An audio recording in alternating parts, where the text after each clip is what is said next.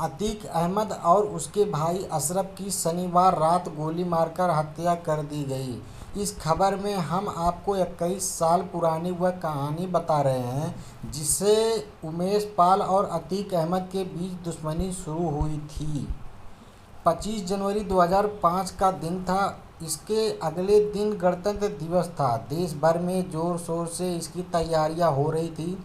प्रयागराज यानी कि इलाहाबाद कहा जाता था, यहाँ भी लोग अपने अपने कामों में जुटे थे। इस बीच शहर के पुराने इलाकों में शुमार सुलेम सराय में गोलियां की तड़तड़ाहट शुरू हो गई। कुछ लोग एक गाड़ी को घेरकर उस पर गोलियां बरसा रहे थे।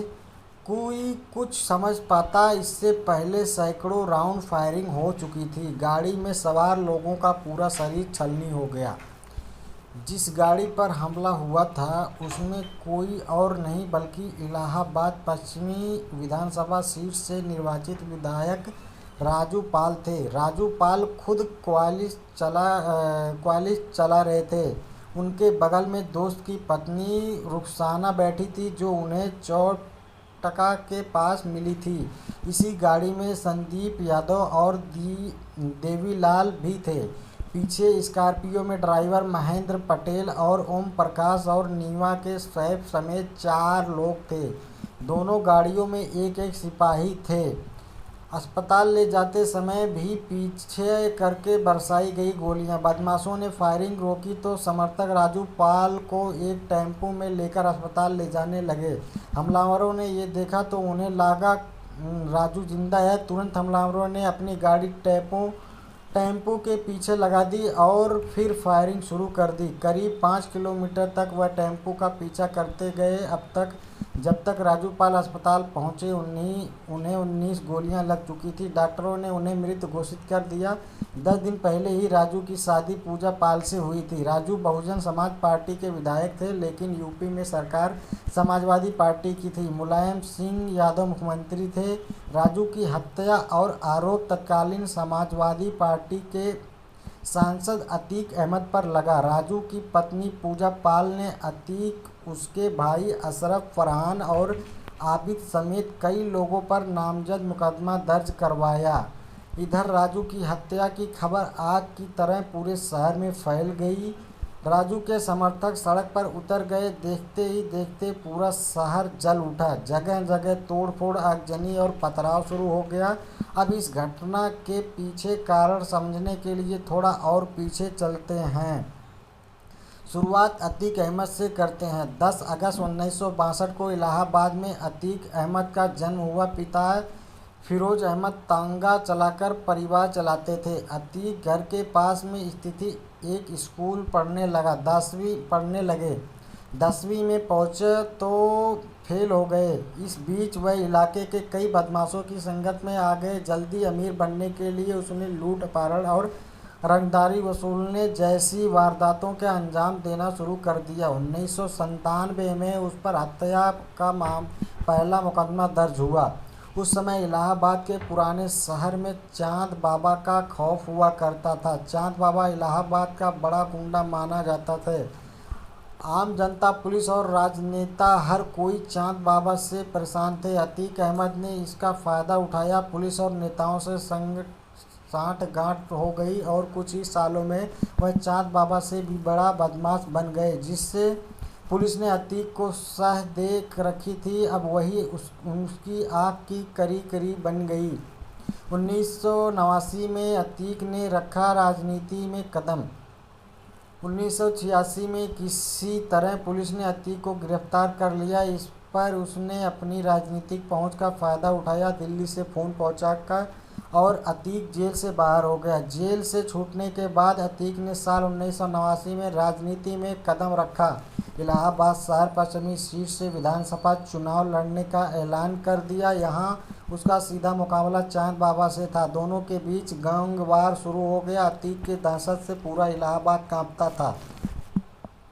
कब्जा, लूट, छिनौती, हत्या, ये सब उसके लिए आम सा हो गया। इसी के बदौलत वह चुनाव भी जीत गए।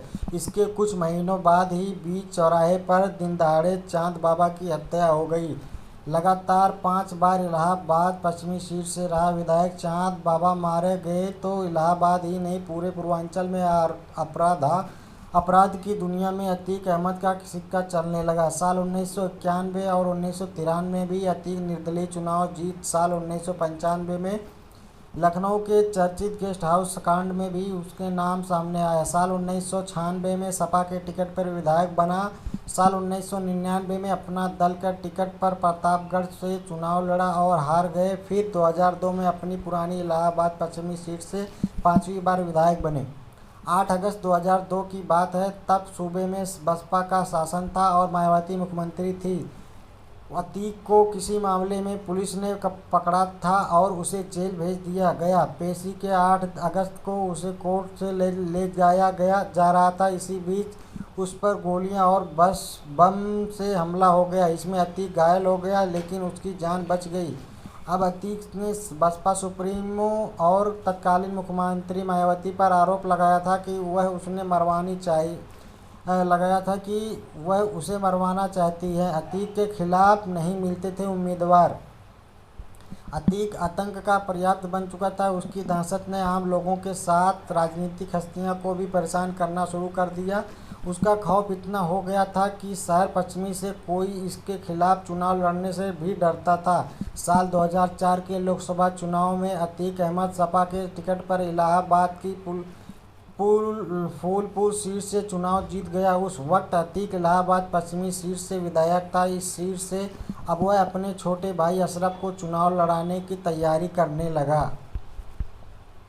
अतीक की जिंदगी में राजू पाल की एंट्री जानने से पहले राजू पाल की थोड़ी कहानी जान लीजिए। राजू पाल भी शहर पश्चिमी के ही रहने वाले थे।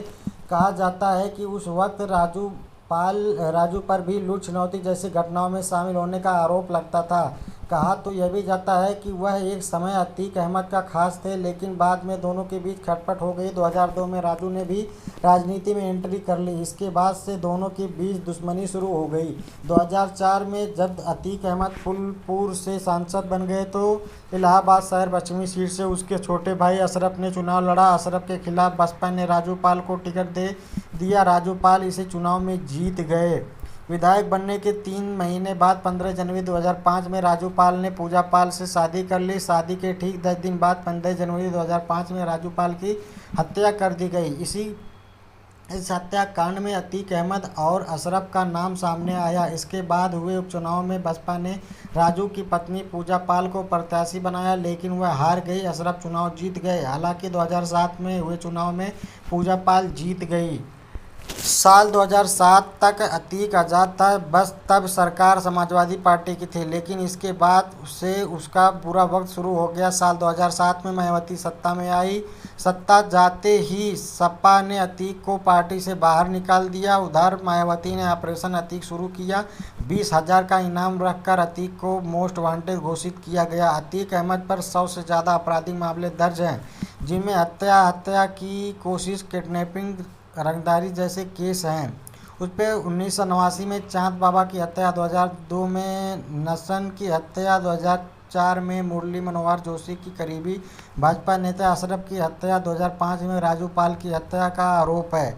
2012 का विधानसभा चुनाव भी अतीक ने लड़ा लेकिन हार गया। उसी राजू पाल की पत्नी पूजा पाल ने हरा दिया था। 2014 के लोकसभा चुनाव में भी उसने समाजवादी पार्टी टिकट पर श्रीवस्ती सीट से चुनाव लड़ा, लेकिन भाजपा के दद्दन मिश्रा से हार गए। दिसंबर 2016 में मुलायम सिंह ने 2017 विधानसभा चुनाव के लिए अतीक को कानपुर कैंट से टिकट दिया। तो 14 दिसंबर को अतीक और उसके 60 समर्थकों पर इलाहाबाद के सियासत कॉलेज में तोड़फोड़ और मारपीट का आरोप लगा। अतीक एक निलंबित छात्र की पैरवी करने कॉलेज गया था। उसने कॉलेज के अधिकारियों को भी धमकाया। वीडियो वायरल हो गया। ये मामला चल ही रहा था कि 22 दिसंबर को अतीक 500 गाड़ियों के काफिले के साथ कानपुर पहुंचा। उस वक्त अतीक के यह काफिले सुर्खियों बना रही थी। इस बीच पार्टी के अध्यक्ष अखिलेश यादव बने अतीक को पार्टी से बाहर निकाल दिया। सियासत कॉलेज मामले में हाईकोर्ट ने अतीक को गिरफ्तार करने के आदेश दिए। फरवरी 2017 में अतीक को गिरफ्तार कर लिया गया। हाईकोर्ट ने सारे मामलों में उसकी जमानत कैंसिल कर दी गई। इसके बाद से अब अतीक जेल में ही। इसके बाद 2019 के आम चुनाव में जेल से ही वाराणसी सीट पर मोदी के खिलाफ चुनाव लड़ा। इस बार फिर जमानत जब्त हो गई। येगू सरकार बनने के बाद मुश्किलों में अतीक साल 2017 में यूपी के नए सीएम योगी आदित्यनाथ बने। फूलपुर सीट से सांसद रहे केशव प्रसाद मौर्य डिप्टी सीएम बने। उन्हें फूलपुर की सीट छोड़नी पड़ी। इस सीट पर उपचुनाव की घोषणा हुई।